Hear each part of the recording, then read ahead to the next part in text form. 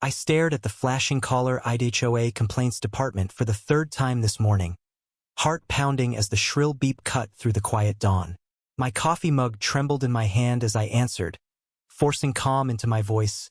Yes, the voice on the other end crackled with self-importance. Your mulch is 1 inch too close to the sidewalk. Maintenance crews will remove it. Be ready to pay a fine. I blinked at the empty street outside my window, recalling that I lived 3 blocks away on Elmwood Drive, not Maple Ridge Lane, the address she just read. Confusion turned to simmering rage as the realization struck. HOA Karen had filed yet another complaint at the wrong house. My breathing sharpened, and I decided enough was enough. A week ago, I discovered my home targeted by an avalanche of bogus violation notices. A loose gate hinge, a slightly tilted hedgerow, even a single rogue leaf on the lawn. Each morning brought a new pink slip, each one signed by Karen and rubber-stamped with immediate action required. I tried polite emails, clarifying my actual address and urging her to update her records. She'd replied once with a curt refusal, claiming her database was infallible. When I called the county assessor to confirm our property lines, they laughed and said he'd never heard of a Maple Ridge Lane in our jurisdiction. Exasperated, I launched a live stream from my porch, showing my house number and the absence of any HOA signage. Comments poured in. She's harassing the wrong person.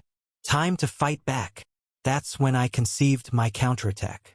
I printed a large, detailed neighborhood map, street names, house numbers, Google satellite overlay, and marked the glaring error in Karen's complaint logs.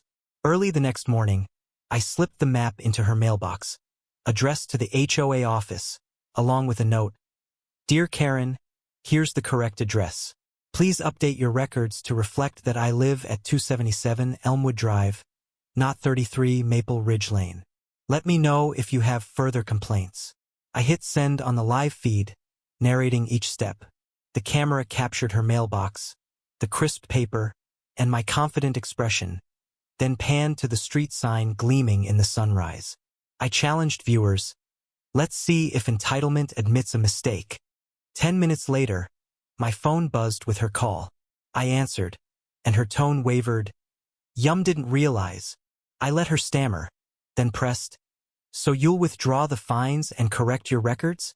She hesitated, but I could almost see the gears shifting as neighbors tuned in. Yes, she murmured. I'll address it. I held my ground. Please send written confirmation to my email and provide proof you've notified maintenance crews to stop enforcement. She complied, promising an update before noon. But the real twist came that afternoon when I received a press release from our local police department. HOA Karen accused of filing false complaints, harassment. It detailed that the sheriff's office had fielded 10 unwarranted calls to 911 on Maple Ridge Lane addresses, only to find innocent residents bewildered and inconvenienced. My live stream footage showing the map drop and her phone call was cited as primary evidence. The press quoted me urging fair treatment. Everyone deserves to live without fear of arbitrary fines or constant police visits. As news crews lined my street, broadcast vans rivaled delivery trucks in number. Reporters asked neighbors if they'd experienced similar harassment. One elderly couple recounted nightly calls demanding shed paint matching HOA Palatia rule that didn't exist. With each testimony, Karen's facade crumbled under public scrutiny. The HOA board convened an emergency meeting filmed and streamed where Karen faced a barrage of questions about her record-keeping, accuracy of addresses, and motives. Board members, once deferential, now demanded accountability, some accusing her of personal vendettas and mismanagement. Sensing her isolation, I proposed a restorative solution. A public forum inviting all residents, including Karen, to discuss legitimate neighborhood concerns, data-driven maintenance schedules, and transparent violation processes. I emphasized collaboration over coercion, offering to co-chair the meeting. The board agreed, sensing the opportunity to rehabilitate their reputation. I crafted a simple 5-step charter. Verified addresses only, 2-strike warning system before fines, community review panels, quarterly updates posted online, and an appeals process free for residents.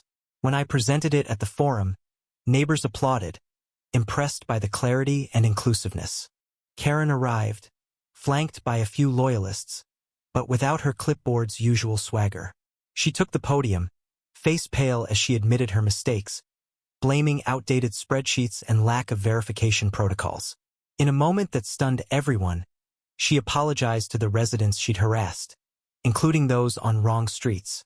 Her voice cracked as she recited my charter points, pledging to implement them immediately. The audience, moved by her contrition, offered cautious support, underscoring that accountability, not punishment, could foster healing. Within days, the HOA released a revised violation policy referencing our charter and posted an interactive online portal where homeowners could verify their address, view pending issues, and submit appeals. The transformation was swift. Calls to enforcement dropped by 90%, and neighbors reported an unprecedented level of trust and transparency. Local news followed up with segments titled Map to Redemption, spotlighting our community's journey from harassment to harmony. Sometime later, I received an email from Karen herself. "Thank you for guiding me toward better leadership. I'm learning that authority without accuracy only sows distrust. I hope our new process serves everyone fairly." I replied, "Accountability and collaboration are the keys to community. Thank you for listening and for proving that even the mightiest entitlement can tip the scales toward justice." As evening fell on Elmwood Drive, I sat on my porch with a cup of tea, gazing at the map framed in my living room, once a tool of exposure, now a symbol of clarity. Neighbors waved as they strolled by, empowered by the knowledge that they owned not just their homes but the processes that governed them. I tapped my phone, posting a final question in my live feed comments. Have you ever turned a wrongful accusation into an opportunity for positive change? Do you believe clear communication can prevent future conflicts? Share your story below. In the weeks that followed our landmark forum, Elmwood Drive transformed from a battleground of misguided complaints into a model of community cohesion and transparent governance, as neighbors now routinely greeted each other by name and exchanged friendly waves rather than wary glances. The online portal I had helped implement buzzed with updates. Property boundaries verified, appeal requests recorded, and approved maintenance schedules posted in real time. I found myself fielding messages from other neighborhoods requesting guidance on adopting our charter, proof that small actions could echo far beyond our street. One afternoon, as sunlight danced through my living room window, I noticed an unfamiliar name in my inbox. Roja Meadows, HOA California.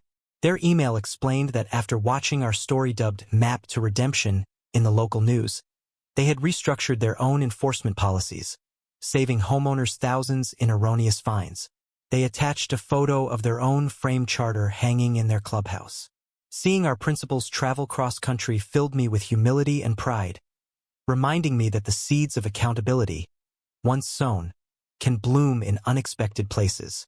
Back home, the transformation was tangible.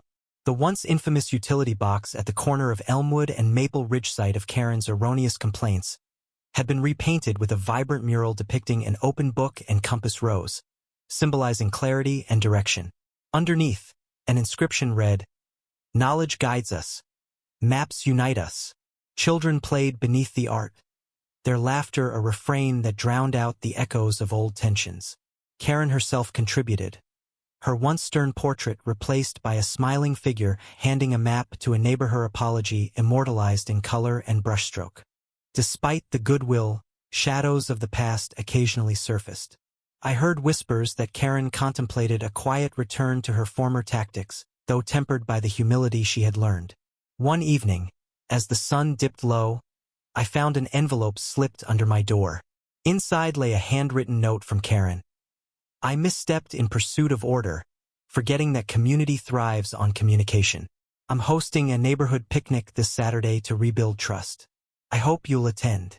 Enclosed was a small map of the park pavilion, drawn in her distinctive cursive. In that moment, I saw the final chapter of our saga. Not a tyrant toppled forever, but a leader redeemed by shared understanding. That picnic was a celebration of collective resilience. Laughter mingled with the scent of grilled burgers, and children darted between tables laden with homemade pies and lemonade. Karen manned the welcome table, greeting each guest with genuine warmth, offering maps to the pavilion and schedules of upcoming community events.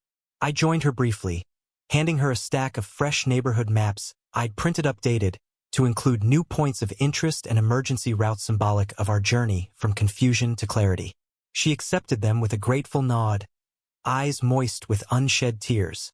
In the soft glow of lanterns strung overhead, I addressed the crowd one last time. Tonight we prove that mistakes, when met with accountability and openness, can transform conflict into connection. Let's carry this spirit forward, ensuring every voice is heard and every map is accurate. A cheer rose up, blending into the night like a chorus of hope. As midnight approached and the last guests drifted home, I lingered beneath the oak tree, Rex sleeping at my feet, the map of Elmwood Drive spread out before me on the picnic table. I traced the winding roads with a fingertip, pausing at Maple Ridge Linnea, once tumultuous intersection of entitlement and redress, now simply part of a shared landscape. I tapped my phone and posted a final question in our online forum. How has clear communication reshaped relationships in your own community? Share your insights, failures, and triumphs, because every story makes our map more complete. With that, I folded the map and tucked it into my jacket pocket, stepping into the cool night air with renewed faith in the power of unity, guided by truth and mapped by collective action. And as the stars glimmered overhead like distant markers on an endless atlas, I knew Elmwood Drive's journey was just one chapter in an ever-expanding story of neighborhoods charting their own paths toward justice and solidarity.